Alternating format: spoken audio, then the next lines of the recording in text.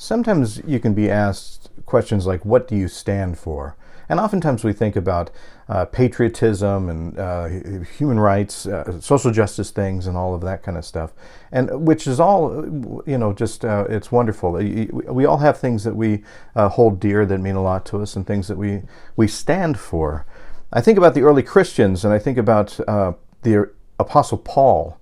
Now, Paul was an interesting person because he was once a person that persecuted Christians. That what he stood for at that time was what he thought was religious beliefs, when he was actually fighting those that were spreading the good news and starting churches and promoting Jesus. He thought that what he was standing for was something that took him to be against the message of Christ, until that faithful day when Christ appeared to him and changed his life. Now, Paul could have continued to persecute Christ. We all have free will. He could have, taken the image of Christ and all of this kind of stuff, and the meeting him and everything, and he could have still said, "Well, I'm not going to do that." But instead, it changed everything about him. It changed who he was as a person, so much that he went from his name Saul to his name Paul.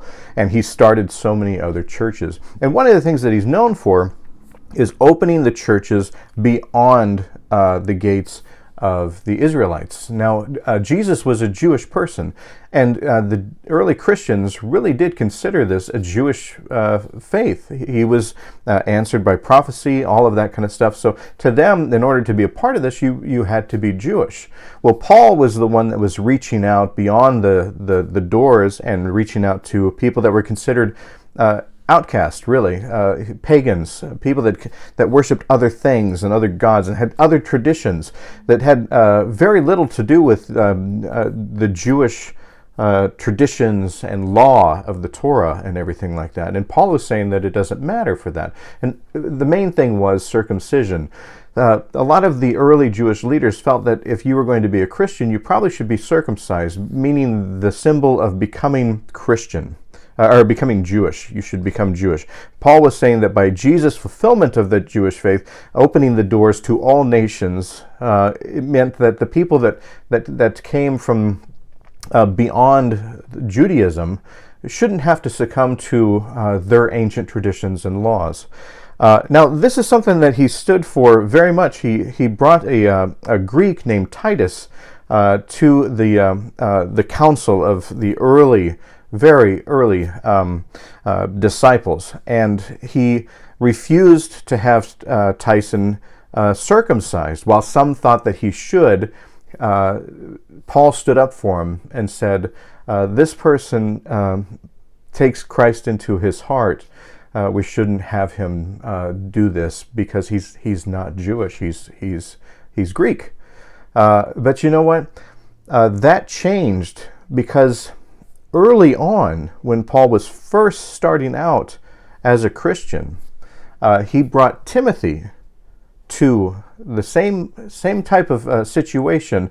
And Timothy, being a Greek, Paul did have him circumcised. And so what Paul stood for at one time changed as his faith started to change. The things that he was starting to bring, we grow in our faith so much that sometimes the things that we stand our ground on really can change. Our faith is meant to evolve. Paul went from persecutor of the Christians to thinking that everybody could be a Christian, but the people that were on the outside should be following the Torah.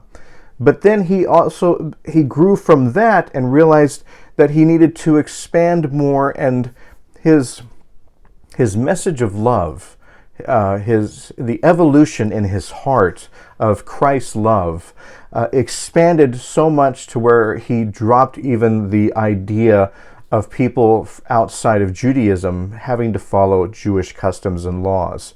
In other words, in one chapter, he's persecuting Christians. In another chapter, he's making outsiders follow the Torah and be circumcised. And yet in the other chapter, he's dropping all of that completely, and he's inviting people like Titus in without having to follow Torah or having to be circumcised or follow Jewish law. He's accepting them. He's starting to evolve and accept people for who they are.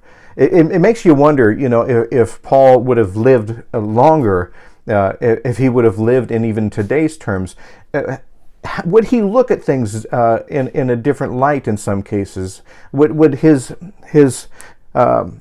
drawing of acceptance and love, would it expand beyond what we see 2,000 years ago?